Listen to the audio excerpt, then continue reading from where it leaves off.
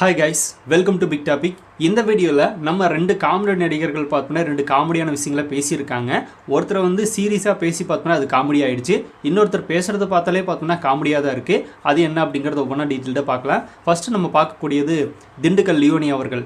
இவர் எப்பவுமே திமுகவுக்கு ஆதரவாக பேசுவார் அப்படிங்கிறது தெரியும். அதுக்காகவே திமுக பார்த்தோன்னா இவரை கூட வச்சிருக்கு அப்படிங்கிறதும் தெரியும்.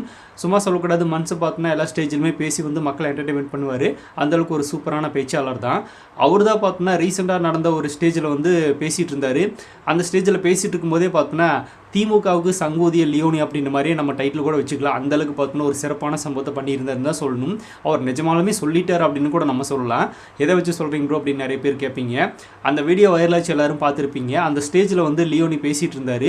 அப்போ பார்த்து ஒரு சங்கூதர சத்தம், அதாவது ஃபேக்ட்ரியிலலாம் பார்த்தோன்னா வேலை முடிஞ்சு போனால் கூட ஒரு ஆரன் மாதிரி அடிப்பாங்கள்ல, அந்த மாதிரி ஒரு சவுண்டு கேட்டுச்சு. அந்த சவுண்டு கேட்ட உடனே அதுக்கேற்ற மாதிரி ஒரு ஸ்பீச் நம்ம எடுக்கலாம் அப்படின்னு மைண்ட் செட்டில் வர வச்சு பார்த்தோம்னா ஒரு ஸ்பீச் ஒன்று எடுத்திருந்தார். ஸோ இந்த சங்கு எதுக்காக அப்படின்னா 2026 எலெக்ஷனுமே வந்து முதல்வர் ஸ்டாலின் அவர்கள் தான் ஆகணும் அப்படின்றதுக்குள்ளான ஒரு சங்கு தான் ஊதியிருக்காங்க அப்படின்ற மாதிரி சொன்னோடனே டக்குன்னு பவர் கட் ஆயிடுச்சு. அங்கே இருக்கிற எல்லாரும் சிரிச்சிட்டாங்க. அவங்க சிரிச்சா கூட பரவாயில்ல, பேசுன இவரே பார்த்தோன்னா பவர் கட் ஆனோடனே சிரிச்சிட்டாரு. அப்படின்னா என்ன மீனிங்?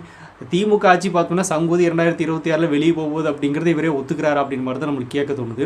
ஆக்சுவலாக பார்த்தோன்னா இது வந்து நிறைய காமெடி சீன்ஸ் எல்லாம் நம்ம படங்களில் பார்த்துருப்போம்.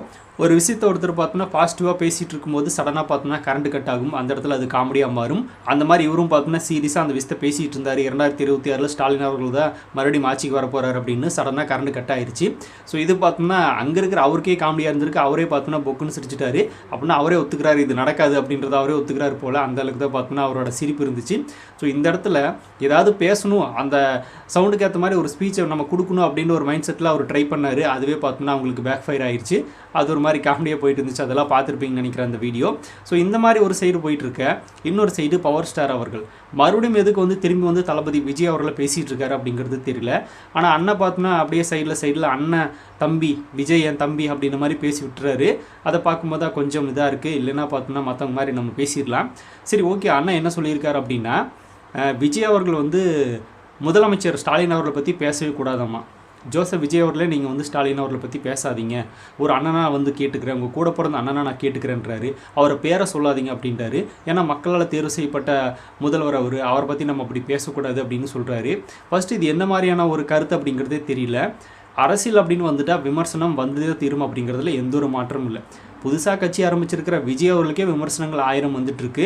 இப்போ ஆல்ரெடி பார்த்தோன்னா ஆண்ட கட்சியாக இருந்தாங்க, இப்போ ஆளும் கட்சியாக இருந்துகிட்ருக்காங்க, இதுக்கு முன்னாடி எதிர்கட்சியாக இருந்தாங்க. ஸோ இந்த மாதிரி கட்சியில் இருக்கிற ஒரு தலைவர்களுக்கு பார்த்தோன்னா விமர்சனங்கள் வராமல் எப்படி இருக்கும்? யாராக இருந்தாலும் பேச தான் செய்வாங்க. இப்போ இதுமாதிரி ஸ்டாலின் அவர்களை தளபதி விஜய் அவர்கள் மட்டும்தான் தமிழ்நாட்டில் பேசிகிட்டு இருக்கிற மாதிரியும் மற்ற கட்சிகள் யாருமே பேசாத மாதிரியும் பார்த்தோன்னா இவர் பேசிகிட்டு இருக்காரு அப்படிங்கிறது ஏன்னு தெரியல. இப்போ முத்துவேல் கருணாநிதி ஸ்டாலின் அப்படின்னு விஜய் பேரை சொல்லிட்டாரு. இவர் உடனே பார்த்தோன்னா அந்த பேரை சொல்லாதீங்க அப்படின்னு சொல்கிறாரு. திமுக ஓபிஎஸும் திமுகவில் இருக்கிற மிக முக்கியமான பொறுப்பாளர்களையுமே பார்த்தோம்னா விஜய்க்கு வந்து திமுகன்னு சொல்கிறதுக்கு பயமா, முத்துவேல் கருணாநிதி ஸ்டாலின் அப்படின்னு பேரை சொல்ல மாட்டாரா அப்படின்னு கேட்டுருந்தாங்க. அதனால தான் தளபதி விஜய் அவர்கள் அந்த இடத்துல பேரே சொன்னார். ஏன் திமுக கட்சின்னு மரியாதையே கடந்து போகிறது உங்களுக்கு பிடிக்கலையா? அவர் வந்து பேரை சொல்ல வச்சு வேறு பார்த்தோம்னா வாங்கி கட்டிக்கிட்டீங்க. இப்போ பேரை சொன்னதுக்கப்புறமா பேரை ஏன் சொல்கிறீங்க அப்படின்ற மாதிரி பார்த்தோன்னா ஒரு வாக்குவாதம் முன் வச்சுட்ருக்காங்க. இப்போ இவங்களுக்கு பேரை சொல்லணுமா சொல்லக்கூடாது அப்படின்றது நம்மளுக்கு தெரியல. திமுக ஆஃபீஸ் பேரை சொல்லுங்கன்னு கேட்குறாங்க. இவர் என்னன்னாலும் பேரை சொல்லாதீங்க அப்படிங்கிறாரு. இது என்ன மாதிரியான நிலைப்பாடு அப்படிங்கிறது தெரியல. அதுக்கப்புறமா மக்களால் தேர்வு செய்யப்பட்ட மக்களாட்சி அப்படின்ற மாதிரி அவர் சொல்கிறாரு. ஆமாம், கரெக்டு தான். மக்கள் தான் வாக்கு செலுத்தி பார்த்தோன்னா அவர் இந்த மாதிரி பதவியில் உட்கார வச்சுருக்காங்க. அதில் எந்த ஒரு வித மாற்றமும் இல்லை. ஆனால் அந்த மக்கள் பார்த்தோன்னே இப்போ ஸ்டாலின் அவர்கள் என்ன சொல்கிறாங்க அப்படிங்கிறத பவர் ஸ்டார் கேட்டாரா இல்லையாங்கிறது தெரியல. இப்போ அந்த மக்களே பார்த்தோன்னே இவர் ஆட்சி விட்டு போயிடலாம் அப்படின்ற அளவுக்கு தான் அவங்க பேசிகிட்டு இருக்காங்க. வாக்கு செலுத்தின மக்களே பேசிகிட்டு இருக்காங்க. ஏன் விஜய் கூட சொல்ல முடியாது, வாக்கு செலுத்தியிருந்தாலும் செலுத்தியிருக்கலாம். அப்படி இருக்கும்போது அவரும் பேசுறதுக்கு தகுதியானவர் தானே. அந்த மக்களாட்சியில் அவரும் கூட ஒருத்தராக இருக்கிறதுக்கு வாய்ப்பு இருக்குல்ல. அப்படி இருக்கும்போது அவர் பேசுறதுல என்ன தப்பு? அதுவும் இல்லாமல் ஒரு கட்சி ஆரம்பித்தாங்க அப்படின்னாலே கண்டிப்பாக பார்த்தோன்னா இந்த மாதிரியான விமர்சனங்களை ஆளும் கட்சியாக இருந்தாலும் எதிர்கட்சியாக இருந்தாலும் யாராக இருந்தாலும் பார்த்தோன்னா வச்சு தானே ஆகணும். இதை அரசியல் பார்த்தோன்னா இதுதான் இயல்பு, இதுதான் அரசியல் கூட நம்ம சொல்லலாம். அப்படி இருக்கும்போது விமர்சிக்காதீங்க, பேசாதீங்கன்னு சொன்னால் இது என்ன மாதிரியான கருத்து அப்படிங்கிறது நம்மளுக்கு தெரியல. பவர் ஸ்டார் அவர்கள் பார்த்தோன்னா இந்த மாதிரி ஒரு கருத்தை வெளியே எப்படி வந்து பேசுகிறாரு, திமுக பார்த்தோன்னா எப்படி இதுக்கு எடுத்து கொடுக்குது அப்படிங்கிறதே நம்மளுக்கு தெரியல. அப்படின்னா தமிழ்நாட்டில் இருக்கிற யாரையுமே பார்த்தோன்னா, அதாவது மற்ற கட்சிகள் பிஜேபி ஆகட்டும், நாம் தமிழர் ஆகட்டும், அதிமுகவாகட்டும், அதுக்கப்புறமா விடுதலை சிறுத்தை கட்சிகள் எல்லாருமே யாருமே பார்த்தோம்னா ஸ்டாலின் அவர்கள் பேரை சொல்லாதீங்கன்னு சொல்லிடுங்க. ப்ளஸ் வந்து ஸ்டாலின் அவர்கள் யாருமே எதிர்த்து பேசாதீங்க, மக்கள் வாக்கு செலுத்தியிருக்காங்க, அவர் மக்களை வந்து தேர்ந்தெடுத்திருக்காங்க அப்படின்னு பேசி பார்த்தோம்னா யாரையுமே பேச விடாமல் பண்ணுங்கள். ஏன் விஜய் அவர்கள் மட்டும் டார்கெட் பண்ணி நீங்கள் பேசாதீங்க அப்படின்னு சொல்கிறீங்க? இது பார்த்தோம்னா கருத்து சொல்கிற அப்படின்ற பேரில் பார்த்தோம்னா ஒரு அதிகாரம் தானே. இது கூட மன்னராட்சின்னு கூட சொல்லலாமே. மன்னராட்சியில் பார்த்தோம்னா மன்னராக இருக்கிறவர் தான் பார்த்தோம்னா இந்த மாதிரியான ஆட்சி செய்கிறார் அப்படின்னா அவருக்கு சப்போர்ட் பண்ணி பேசுகிற கூட இந்த மாதிரி நபர்கள் கூட பார்த்தோம்னா அதிகாரம் பண்ணுறாங்க. இந்த மாதிரி ஒரு மன்னராட்சி தான் பண்ணுறாரு முதல்வர் அப்படின்னு ஒத்துக்கிட்டு பார்த்தோம்னா இவங்களும் அதை கையில் எடுக்கிறாங்க அப்படின்னு கூட நம்ம சொல்லாமல. இது என்ன மாதிரியான ஒரு கருத்து அப்படிங்கிறது எனக்கு சத்தியமாக புரியவே இல்லை. பேரெல்லாம் யாரும் சொல்லாமலாம் இருக்க மாட்டாங்க, எல்லாம் சொல்லி தான் ஆகணும். ஏன்னா அது திமுகவை தான் கேட்டுச்சு, தளபதி சொல்லிட்டாரு. அப்படி இல்லைன்னா கூட அவருக்கு சொல்கிறதுக்கு உரிமை இருக்குது. ஏன்னா ஒரு பேர் சொல்கிறது என்ன தப்பு? பேருங்கிறது என்ன? இப்போ பேருங்கிறது பார்த்தோன்னா ஒரு கெட்ட வார்த்தையை நினச்சிட்டாரா பவர் ஸ்டார் அவர்கள்? இல்லை, அவரோட பேர் அதுன்னு பார்த்தோம்னா மரியாதையான சொல்லியிருந்தாரு. இப்போ என்ன திட்டியிருந்தாரா பேரை சொல்லி? ஒன்றுமே இல்லையே, நார்மலாக அவர் பாட்டு பேசியிருந்தார். இதில் ஒரு பிரச்சனை அப்படின்னு பார்த்தோன்னா முதல்வர் பற்றி பேசாதீங்க, முதல்வர் பேரை சொல்லாதீங்க அப்படின்னா இது என்ன அர்த்தம்? அது இல்லாமல் விஜய் அவர்கள் கட்சி ஆரம்பிச்சிருக்கிறதே பார்த்தோன்னா அவரை எதிர்த்து தான். அப்படி இருக்கும்போது பேர் சொல்லாமல் எப்படி கட்சி நடத்துறது? அவங்க பண்ணுற தப்புகளை பார்த்தோன்னா விமர்சிக்காமல் எப்படி தப்பு பண்ணுறது, இதை பேசுறது?